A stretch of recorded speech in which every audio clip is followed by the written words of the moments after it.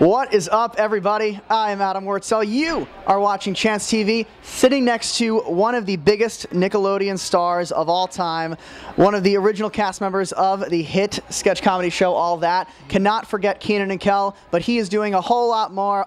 Here it goes, Kel Mitchell. You know, you do that a lot better. Can you do it for me? Oh, here it goes. The older version. It sounds a lot better. You know, before I want to talk to you, but we are here. This is so cool. We are at Delicatessen, which is an amazing restaurant in Soho on Prince Street, right here in New York City. Looks great. Don't you I just want to have a party in here. I know, this place is amazing. As far as the artwork, I love art, you know, and architecture, and this is amazing. You know what I mean? I like it. I got to get some of the food though.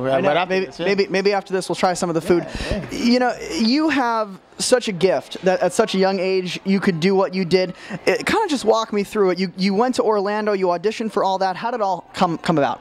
Well, I'm from Chicago. I started out in theater in Chicago, and they had this nationwide audition, you know what I mean? And the audition process was crazy because I was in high school and I was studying my monologue, but I had a lot of tests that day, and it never happens to me, but I forgot my monologue that day. My mom was my manager at the time. She usually takes me to auditions, but this time my dad was taking me. Got a little lost getting there. We were late. I went in and I forgot my monologue completely. Brian Robbins was like, hey, you want to walk out, study it, you know, a little bit? And I flipped over some camera cords on the way out. And I act like I planned it. And then, you know, I started ad-libbing and doing some comedy. And they were like, you know what, just come back in and do some stand-up, ad-lib, you know. And I was in there for like 30 minutes. Then I did the monologue, nailed it. And they enjoyed it. And it was 2 weeks like that I didn't hear anything. You know, I thought it was a great audition, 2 weeks. And then I heard my mom, I was like praying one night. And then I heard my mom answer the phone. She's like, oh, you got it, you got it, you got it. And you're screaming. Next thing we had to go to another call back in LA. Then after that, it all came out. You know what I mean? As far as like the show and Kenan Kel and all that. And all that stuff. And you must be like, because I mean, I grew up on all these shows that taped at Nick Studios. Were you like a kid in a candy store? I loved it, man. Like, we shot on Universal Studios, so I mean, so you could just have so much fun, and that we could jump all the lines anytime we wanted to. So every break we would run and get on Back to the Future and all those great rides. It was just amazing. Like, we knew everybody that worked there, all the employees. It was fun. Yeah. You ever go back and kind of retrace your roots and said, wow, well, this was where I did this. This is where I did this. Definitely. I went through Universal Studios recently in Florida, and I'm just like, oh yeah, that was the place where actually, I got a funny story. Kenan and we were doing the Big Helpathon. I don't know if you guys remember that from Nickelodeon. And we used to get on the trams all the time, like those, not the trams, but the little golf carts. We used to get on those and like steal them, the golf carts. And so every studio, like, security hated us because anyone we were on, we always take the golf carts.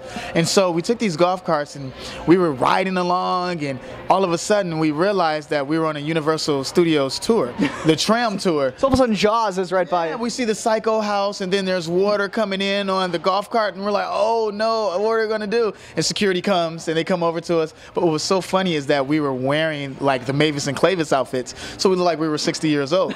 And we just kept it going so we wouldn't get in trouble. We're talking to the guy, they're writing it down, okay, old guy with a beard, and we're talking all in the old voice, like, I didn't even know I made that turn, I'm sorry. So we never got in trouble for it. It was like really crazy. And I gotta tell you, from experience, you don't want to mess with theme park security. No, you don't. You know, they're very serious. They're very serious. They all hopped up on cotton candy and stuff like that, so they're very serious about it. You know, you seem like you're such a good guy and such a humble guy. You know, a lot of people, when they are child stars, and you didn't have one show, you had 2 shows. How were your mom and dad like, you know, shooting you down? You ever get a little bit of an ego and say, no, gotta shoot myself back down? I couldn't, man. Like, I'm from Chicago, and you know, the part of Chicago I was from, if you had a big head, they'll beat it down to regular size, so I never got a real big head. And then my mom was always like, you know, you can always go back home and, you know, go back to the regular life, you know what I mean? It can happen. So they definitely kept me grounded, my family, you know, a lot, yeah. and now the 90s are All That. It's back, and people can watch it again, and a whole other generation is watching it now. How do you feel about that? I feel great, man. Like, it was crazy. Like, 4 years ago, they were hitting me up via Facebook and MySpace and all that stuff. And they were hitting me up going, we're petitioning Nickelodeon. We want to bring the shows back. 90s Are All That needs to come back. And so I'm so excited that their blessing came true, and it's back now. And I love seeing the fans, hanging out with them. And I'm humbled that the show just was such a part of people's lives. You know what I mean? Like, people come up to me and say, you were my childhood, man. And I mean, that means a lot to me, yeah. definitely. It's amazing. And one thing that I need to mention from all that, which leads me to a question. I was watching it a couple weeks ago, and you were the coach.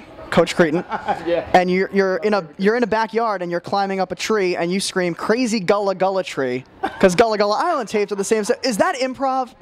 All improv, man, and Gullah Gullah Tree. And I loved Coach Cretin. Coach Cretin was actually based on, when they wrote it, it was just a coach. But then I had this coach named Coach Chambers in high school that he's just mad, you know what I mean, all the time. I'm sure he's a great guy, but for some reason when we were kids, we were kind of scared of him. Sorry, Coach. Sorry, Coach Chambers. And I was just really doing Coach Chambers to the best of my ability, and that's how it came along. And Coach Cretin and that crazy voice.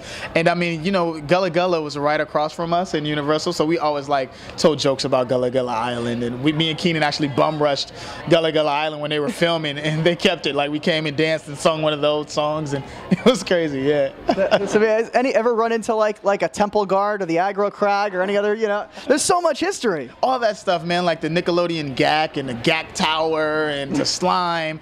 We ran through Double Dare. Guts was right next to us, and we got to run the Guts. Like, they shut down Guts for us, just the cast of all that, and we got to run free. You know, I grew up with Chuck E. Cheese. You grew up on the Aggro Crag. It's, you know. Yeah, right, exactly. It's crazy, man. I mean, Nickelodeon was just so much fun.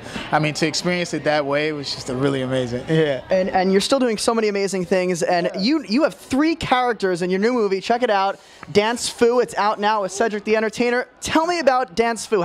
It's just a weird name. Well, I love Kung Fu movies, and I also love dance movies. So I said I want to do a movie that puts those both together, and those 80s type movies, you know what I mean?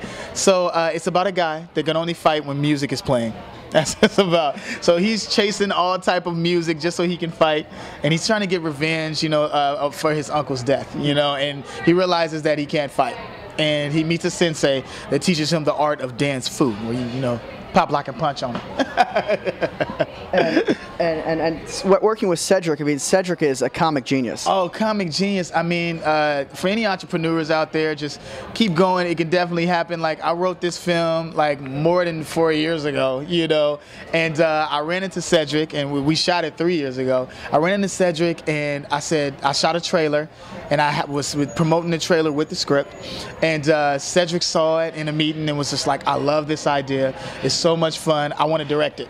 And so it's his directorial debut. I wrote the film. I'm two characters in the film. I play the villain and I play the hero. So it was just a lot of fun for me. And I mean, we reached out to a whole bunch of comedians that gave us a lot of favors. Tommy Davidson is in the film, Rodney Perry, Affion Crockett. So we're just having a blast. Like, star-studded movie. Star-studded movie, man. Star-studded. It's just a lot of fun. I mean, it was like being at a barbecue every day. I mean, we were just telling jokes and ad-libbing, having fun. Yeah. That's amazing. I want to go through a few moments in your career and just get your, what was it like? First of all, Mystery Men, great movie. Tell me about working with Paul Reubens. Paul Reubens, amazing guy. I mean, I was already a Pee Wee Herman fan, so when I was told that I was going to work with him, I was just freaked out. Like, oh man, he was already just such a cool guy. When it was lunchtime on the set, he would drive up on this little scooter, and he's just like Pee Wee, he would go, lunchtime, you know what I mean? So it was like really amazing. I would crack up, man. And one more time, in case we didn't get it, what was it? Lunchtime. Thank you. No, okay.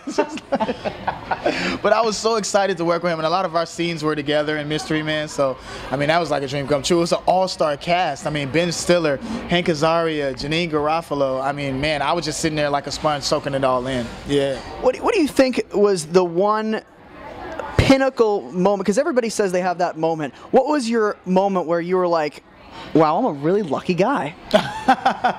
Oh, wow. I don't know. I had a lot of those moments, but I think it was when I won the Cable Ace Award.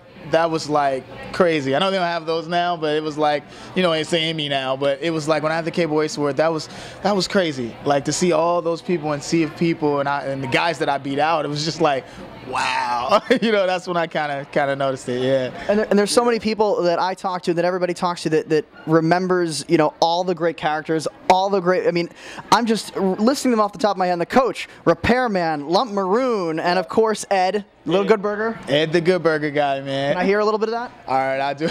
I do it very. Welcome to Good Burger, home of the Good Burger. Can I take your order? Whoa, Chance TV. Chance TV, dude. Chance TV, huh?